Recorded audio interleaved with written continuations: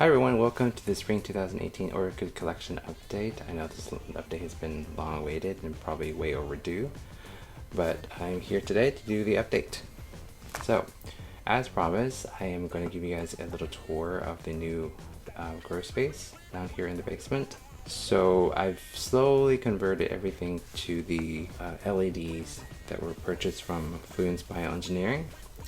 And they are a company, I believe, out of Austin, Texas, where they predominantly make or manufacture LED fixtures for commercial growers. I think some cannabis users use them as well, but mainly commercial grade, light fixtures. So they're really powerful.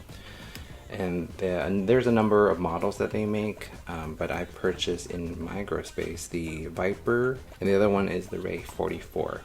So the Viper, it consumes about 330 watts. According to Fluence, the wattage doesn't really tell you how much light it produces. And what I like about them is that they also use a different way of measuring light intensity.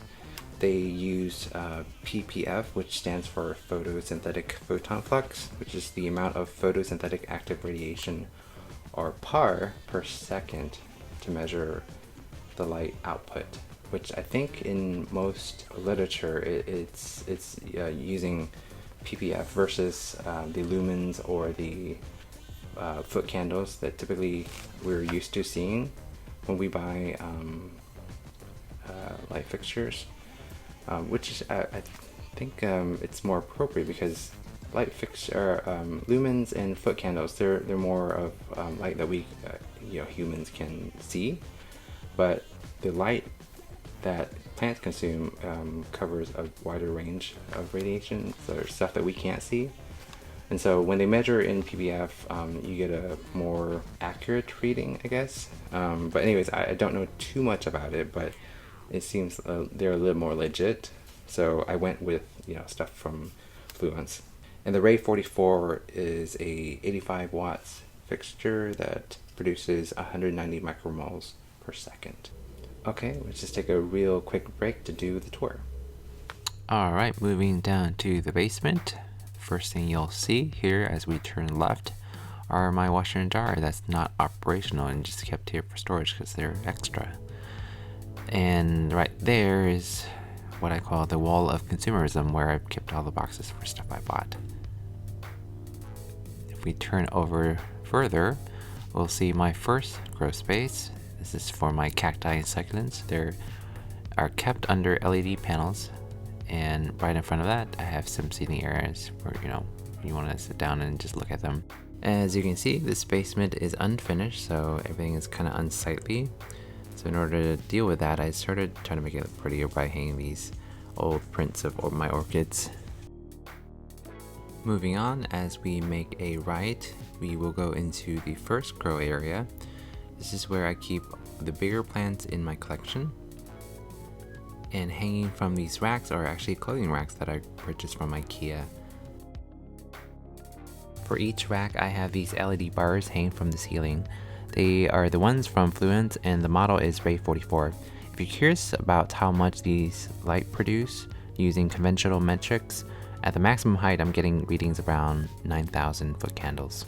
At the center of the room is a table where I do all my repotting, and if we move in closer, we'll see that there are two potted trees in the center of the room as well, and those are being lit by a very large fixture. This is the Viper model, also from Fluence, and those will get around 18,000 foot candles at the maximum height.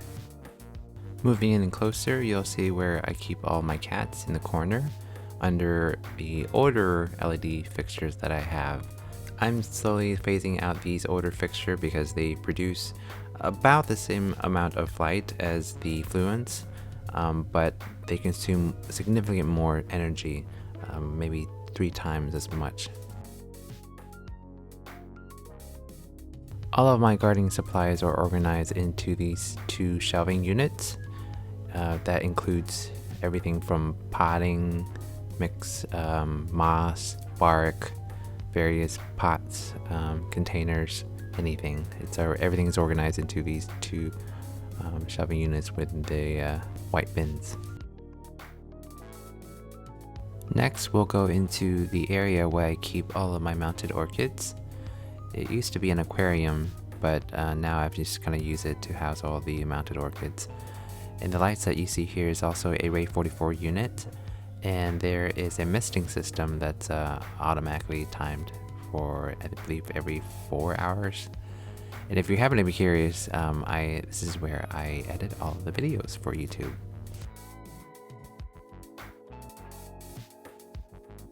Moving on, as we pass these exercising equipment that doesn't belong to me, is the last grow space that I have. Here we have most of my larger species Phalaenopsis and some hybrids, and powering everything is these 2 Viper units, also from Fluence.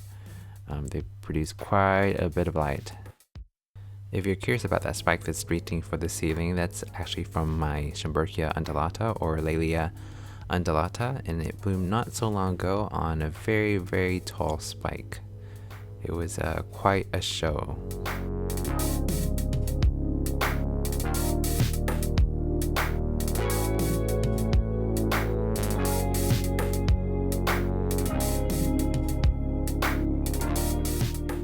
In addition to the Phalaenopsis, this is also where I keep my Neos, and they are enjoying the ambient light that's coming off of the 2 Viper units, but I'm also supplementing it with a T5 bulb, but eventually I'll probably replace it with a Ray 44. Because I'm growing everything indoors, there's not a lot of wind, so I bought this Dyson air purifier just to help move air, and not get stagnant. But it also functions as a hygrometer as well. And that's a wrap on my grow space tour. I hope you enjoyed it. Stay tuned for future videos where I'll feature other areas around the house, including the backyard. This year, it seems like I've lost quite a bit of hybrid Phalaenopsis for some reason. And I was under the impression that hybrid Phalaenopsis are much hardier than like species and stuff, but for whatever reason, since I moved here, I've lost a whole bunch of hybrid phals. I think it might be the cooler temperature down here in the basement, or it may be from the stress of moving from one environment to here, which is completely different than before, or it's maybe a combination of both. I'm not really sure, but it is kind of fortunate I lost so many. But I'm at the point in this hobby where I'm too tired of taking care of stuff that's not doing really well. So when they die off, I have a little bit more space for some other plants that are maybe more vigorous and maybe more appropriate for my current grow environment, which I'm hoping will last a bit longer. The other thing is that the grow space here in the basement, the humidity is quite higher than what I've normally have kept my plants. So the range that it usually falls in is somewhere between 40 and 70% relative humidity. And there were a few days during the winter where it got below the 40%. So I busted out the humidifiers and try to crank up the humidity. But for the most part, it's generally pretty good. The other thing, since I've moved everything indoors, is the amount of pests have encounter. For the Phalaenopsis, I have some sort of breakout of mealies. I've been trying to use the neem oil emulsions. I don't think I'm going to try it again because it doesn't seem like it's doing that much. I bought actual insecticides, but I'm kind of nervous on using them because it's indoors and I'm here a lot. My roommate has a dog which likes to sort of lick everything, so I'm a little concerned about that. So maybe when the summer hits here and it's a little bit warmer, I can keep them outside while I treat them with the insecticide. Maybe that'll be more effective, but for now I'm just sort of like cleaning it up periodically to keep the numbers down, which is okay so far. Okay, a couple more updates. I've scaled down water culture orchids a lot because I found that it's taking so much time to maintain that culture. So when I moved here, for some reason the algae started blooming a lot, and it, I think it started killing the roots in the water or something. And so it's like every week I had to change out and then the water and then clean all the glass marbles and the roots and everything, and I'm just sort of fed up with that, so I'm just moving back to traditional media, which happened to be easier here for some reason. Like, I don't have to do that much. In addition, I've also I think I'm done with the cool logs. It's not really working, and sometimes I forget about like refilling the logs, and they dry out for like a long time. I don't have that many, so it's not like it's easy to remember, but I've also scaled that down as well. Alright, as far as the actual update for the orchids, if you've been following my channel, you noticed that I've been trying to hone in what I grow, which is mainly monopodia orchids, and specifically Phalaenopsis and Panetta, which have now been reclassified into the Vivian genus. But there's incidental, those are fine, but for the main part it's going to be Phalaenopsis and Neo. So we'll do updates for those, but to keep the video length down, I'm just going to focus on the Phalaenopsis in this update, and then I'll do a separate update for the Neos. So first, let's go ahead and do the update for the Phalaenopsis. First one we have here is Phalaenopsis manii. As you can see, it's spiking with several buds on there. This is the Luda, I can never say it right, but it's Ludamaniana. And it doesn't seem like it's doing anything right now. Maybe growing a couple of leaves and stuff, but that's about it. Also not doing anything is my gigantic Phalaenopsis Gigantica. Well, it's not really gigantic now, this is the biggest leaf that it has, but it's not really doing anything. This leaf is yellowing up. It took a long time to yellow up, maybe 2 months or so. Yeah, everything is slow about this species. Nothing here. This is my brother Glory. This is my favorite hybrid. I recently switched back to the traditional media with just bark in it. And it was developing a bud here, but then it blasted. So, and just like its one's parents, the Gigantia, it's very slow growing as well. But it's developing roots down there, so it's good. This is my Phalaenopsis Violacea. The variety is indigo, and I got this one from Taiwan that was shipped to here, and I don't know if you can tell, but there's a spike down there. This is a Amboinensis flava. I thought I was going to lose this one, but it looks like it's developing another leaf, a new leaf there. Down here is Bastianii, a species that it sort of looks like a hieroglyphic god, and it looks like it's developing some buds there. And here next to it is my Phalaenopsis amabilis that's variegated. The type 1, I believe, where the variegation occurs on the edge, or we call them that marginal variegation. It's also doing okay. It's just getting out of dormancy from the winter. Here we have my Phalaenopsis Violacea, and it's also developing a new leaf, just barely breaking out of winter dormancy. I got this just before the move. This is my Phalaenopsis Vivian that's variegated, of course. I love how this one is divided right in the center with each leaf. And it's actually supposed to be peloric as well, so it's super special. It's developing 2 flower spikes for me right now, so it's doing really well.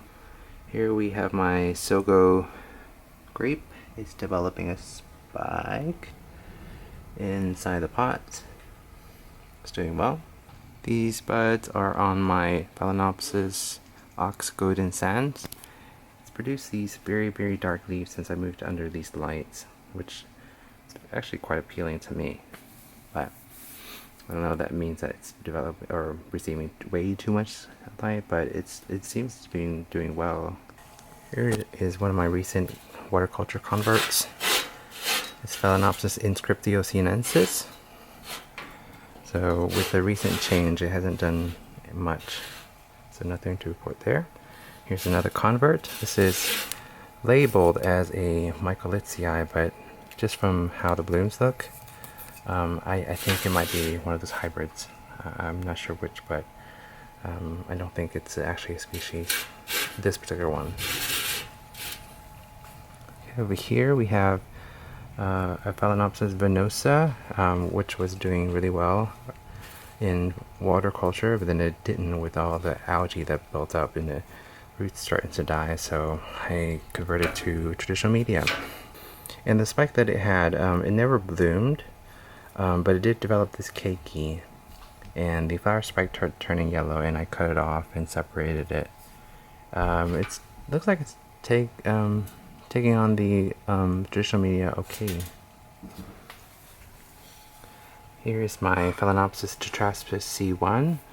It only has 2 leaves left. I'm not sure if it's dying or something, but the newest leaf, it rotted, and but then it dried up, and then it stopped or broke away from the from, you know, what the leaf joint is.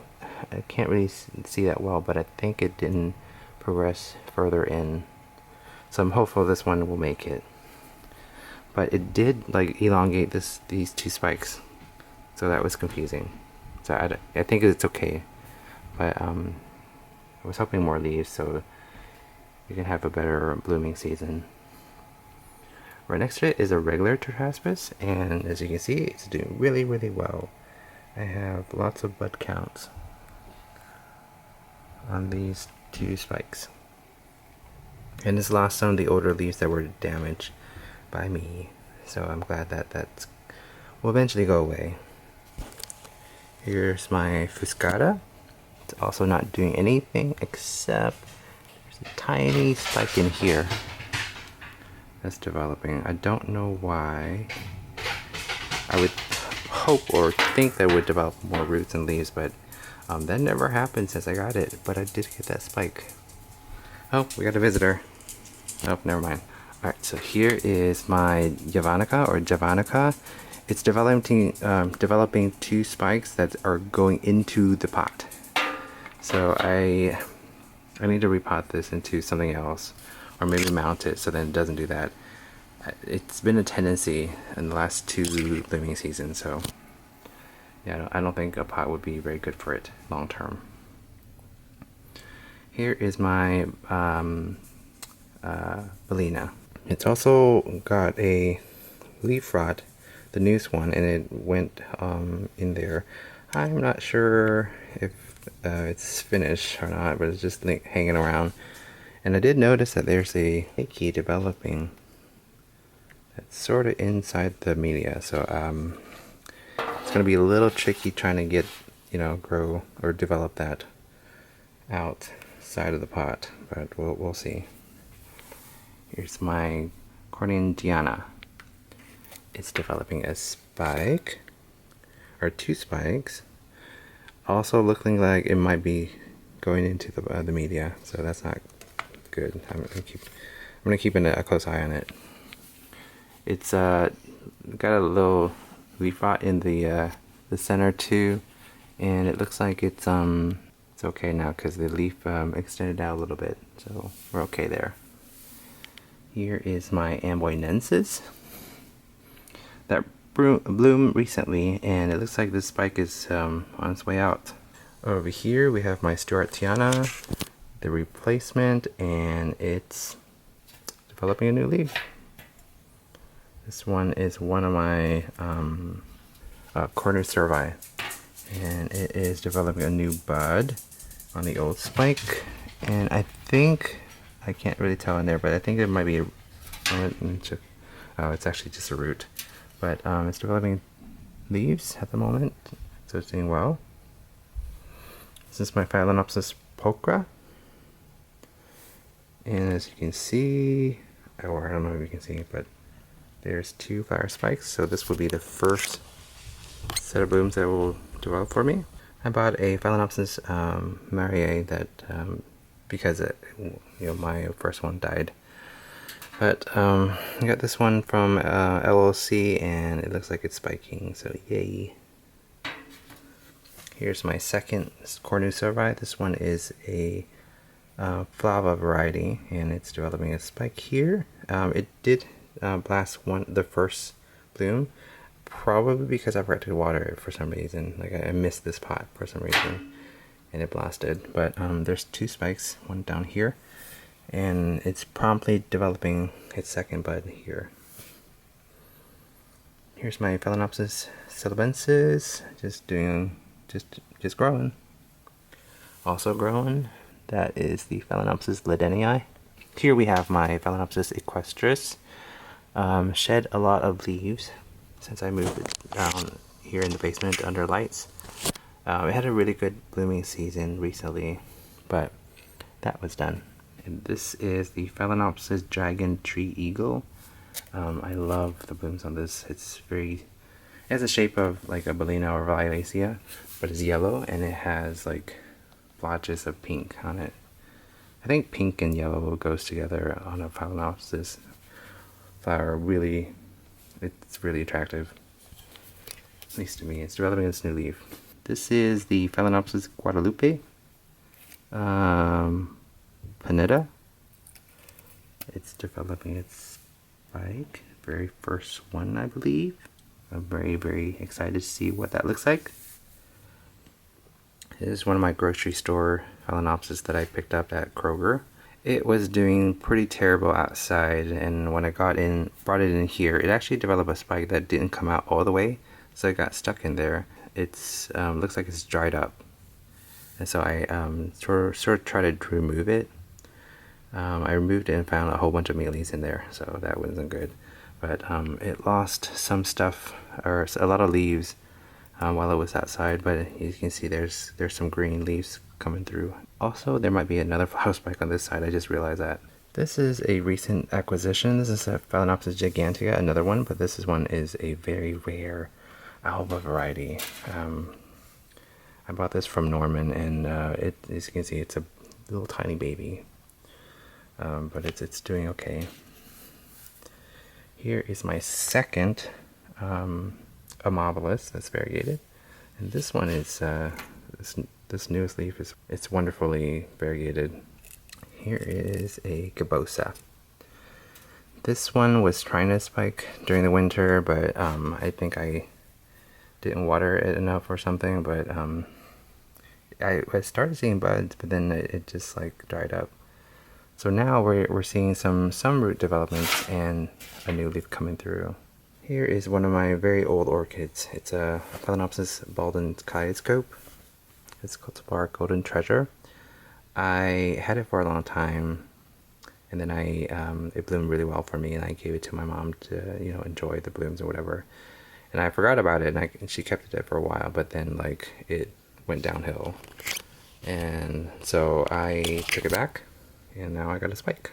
This is a sweet memory, not Leodoro, but Babel, and it's spiking right now, and there's only 2 buds. This is one of my little tiny seedlings that I got a long time ago. It's I forgot the name of it. It'll be on the list, but it's doing well. I have another sibling of this upstairs in my upstairs office in waterculture that's also doing okay. This is a replacement of my Irene Dopkins that died, unfortunately. I took it to my Orchid Society for show, and I got a blue ribbon for it, but then like as soon as I got a blue ribbon, I think that was the kiss of death, so something it died. And so now I got a replacement, a much smaller one. This is tie-dye Sunshine that had 2 beautiful blooms. Not so long ago it shedded, but it got some more buds developing here, and also here in this old spike. And probably the most exciting thing, it's not a Phalaenopsis, but I'll just include it in here, but it's my Arangus distincta that's developing 2 spikes, and it's doing really well now. It's one of my favorite blooms in my entire collection. Very cool, but very excited to see that. We have a single bloom on this Phalaenopsis Aphrodite, and I had trouble trying to keep consistent amount of blooms because I guess because the weather changes that was happening so frequently between hot and cold. But This particular one is unique because it has marginal variation. It looks really, really nice. And right behind here we have a single developing bud on my Phalaenopsis duartiana variety nobilis. So this particular variety produces yellow blooms, which is different from the regular duartiana, which has white blooms with some spottings. And unlike my other duartiana, this one sort of lacks the mottling. I mean, there is some, but it's very faint. And that is pretty much it for the Phalaenopsis in this section. And right here we have my terrarium that I use to keep all my mounted orchids, and the ones that requires quite a bit of light and moisture and heat. It's a little messy here right now, but when the weather becomes a little bit warmer, I'll take it all outside and clean it inside out. But I just want to show you guys a few things in here. There are a few Phalaenopsis species that are kept in here. Right there, you see my Phalaenopsis wilsonii that shed all of its leaves. It was developing a spike, but I think the mealybug infestation that it has kind of killed it. So I've cleaned up all of the mealy, so it shouldn't be a problem anymore. But it's there. I don't know if it's dead or not. So these things are kind of hard to tell if they're dead because they're semi-deciduous. So that's a Amboinensis, and it's another semi-deciduous type, and it's very, very small right now, and I can't tell if it's blooming size or not, but I'm trying to collect a lot of these. And right here is another semi-deciduous. This is a lobii, but it's a pink variety with a yellow lip. That right there is my Purpurea that is developing its 2 spikes right now. Next to that is a replacement of my I forgot what this one is called. Oh, it's Cochlearis, and it was a replacement back in 2016, and there's actually 3 individuals on this mount. And right here, I think it's a Hyanensis. It's developing leaves and roots, looking good. Here's my sad looking lobii, one of the lobii variety I have. This one is, it's the variety Aria, and it only has 1 leaf here, and I think it's taking to the mount okay. Down here, it's another semi-deciduous type. This one is Amboinensis, so very similar to the Hyanensis. And that one right next to it, I also forgot what that one is. It's another Hyanensis. One of these is a gift from Louisiana Orchid Connection, because during that in that order that I bought, I got a lot of things, so they gifted me an extra Hyanensis. That's about it in here as far as Phalaenopsis. Here in my bigger growing room, I have a few orchids that are a little bit bigger and more well developed. The Phalaenopsis here that we're looking at is a Phalaenopsis Speciosa. Still can't tell the difference between a Speciosa and a Traspacey one. Anyways, I'm seeing some developments on the odor spike, and as you can see, there are quite a bit of them. Moving down here, this beautifully mounted one, it's a Phalaenopsis philippinensis. That these blooms are amazing to me. I know they're basic white, but the yellow lip is very striking. I claim no credit to these blooms because the one that I had actually died, and this was a replacement. It doesn't really matter to me, but as long as I have it, because I just like the blooms. Here is one of my no ID Phalaenopsis. I wish I could tell you the name, but I don't really care because look how amazing that is. And it's like 20 something blooms. So the count on this one is really, really nice. There's actually still one more bud that has not bloomed out yet, right there. But there's no fragrance. I'm thinking that it might be a Duartiana cross, because the bottom sepals are spotted just like a Duartiana, but I have no idea, and I really don't care.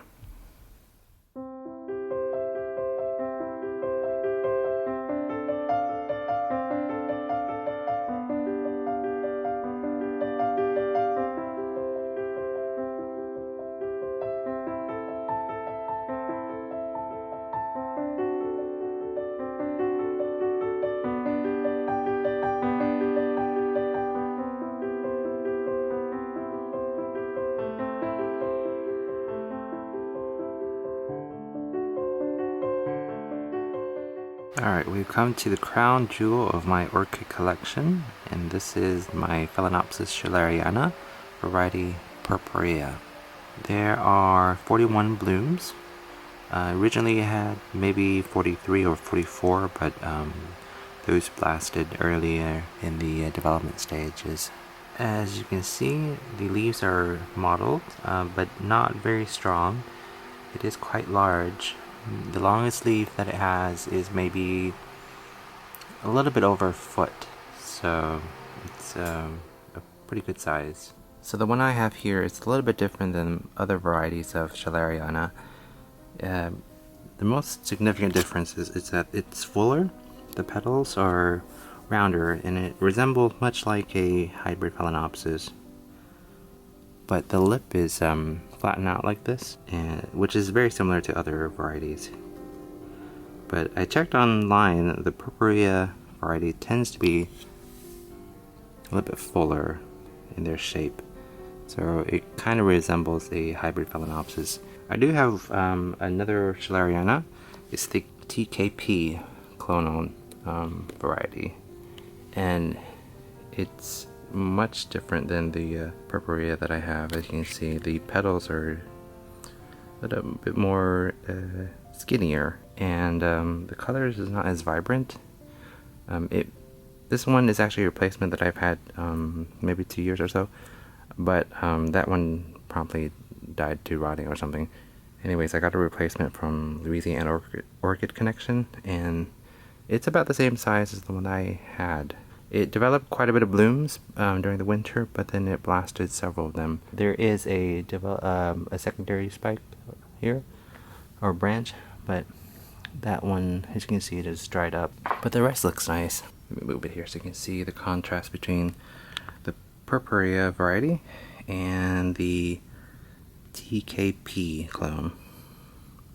My Purpurea is much larger. The perspective doesn't really, on the camera here, doesn't really tell you that, but it is bigger, the bloom size on the Purpurea, and it actually grows a little bit after it opens out. Like some of these ones here are significantly bigger since they've opened, so that's really nice. The spike on this one is quite a bit of branching going on, and there's even a tertiary spike, which I've never seen before. That one, you can see here the root ball. It's attached itself to the basket quite nicely over the summer. I suppose the root system there sort of is able to support this massive flower spike, which has been arching over quite a bit in the last few days because since all the blooms has opened, it's quite a bit of weight now. But it's good. I'm waiting for it to develop a scent. My TKP one already has a scent. It's very much like a rose. It's very, very nice. But this one hasn't yet. In the previous years, it developed its scent much later in the blooming cycle. Maybe a week or two prior to it dropping off the blooms. So it's going to be a while before it gets to that point, but it's just really, really nice right now. I just want to show you guys some other things that are currently in bloom right now. Is this Pultonara Hoku gem. The clonal name is Bright Star, and it's a very, very intense yellow color that I really like. With the spottings on the lip there, it's really, really pleasing. When I first bloomed out, it was quite orange-red, and then slowly faded into this color. But the lip remained yellow. It's only one bloom right now, but this is the first time it bloomed for me, so I'm still happy with it. Right behind there, we have my first Vitria type Dendrobium. And this is the Orchid Anonymous Project Plan 2016, I believe. And it kind of caught me by surprise. It's blooming. It's really interesting that the old blooms fade into this red color. But the the fresh blooms, it's quite spotty and it's chartreuse green. But I don't really care for these blooms. It was a fun thing that I wanted to buy, but they're alright. And next to here is just opened the past few days. This is my no ID Cataleya that I've had for so many years. And it's the one that I had a time-lapse video on, my very first time-lapse video. It is huge this year, and the color are so intense. I don't think the camera is picking up correctly. Hasn't opened for a very long time, so there's no fragrance yet, but there should be one coming up soon. But I just want to note that this lip is amazing with the edge here with the color. It matches exactly like the petals and sepals. And right here in my watering tub is a blooming Cataleya type. It's been out of bloom for quite a while. This is the LC Mary Ellen Carter Dixie Hummingbird cross with SLC Final Touch Lemon Chiffon. And yeah, it's been quite a while since I've seen it in bloom. Actually, the only other time is when I bought it in bloom, and that was 2015, I believe. But we only got one bloom this time. There was another developing pseudobulb that had a sheath with buds coming out, and I believe there was two of them, but that one rotted, and this one was the only one that actually successfully bloomed. It's not as amazing as I remembered it, but it was good. I like it. These amazing Mendacious blooms are on my Renthenera Vinomica. This is the first blooms that it has, and when it spiked, it was quite surprised because the size of it, I didn't think it would be old enough to spike yet, but apparently it has, and it's produced just a few blooms, 5 buds on the spike, but the flowers are amazing. So in closing, I just want to acknowledge that my subscriber count has reached 2,000, or a little bit over 2,000. So first of all, I want to say thank you for tuning in, even though my YouTube channel has been sort of neglected in the past few months. I think it would be appropriate for me to do some sort of giveaway.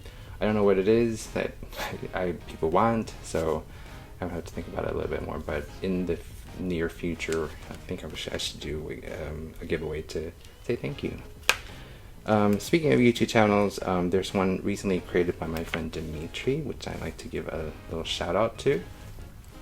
It's called The Green Nerd, and he has a really cool project going on right now. He has a wall of like tropical plants that he placed on the wall, or growing on the wall. And he's very knowledgeable, much more knowledgeable than I am. So if you're interested in that, please check it out and subscribe if you like it. So the next video that I'm planning is my succulent update. And then after that, I think I'm going to do the Neo update. I'm also waiting on new Neos that I've ordered. I should be receiving them sometime later this week, but that's what's coming up. I hope you guys stay tuned for those updates.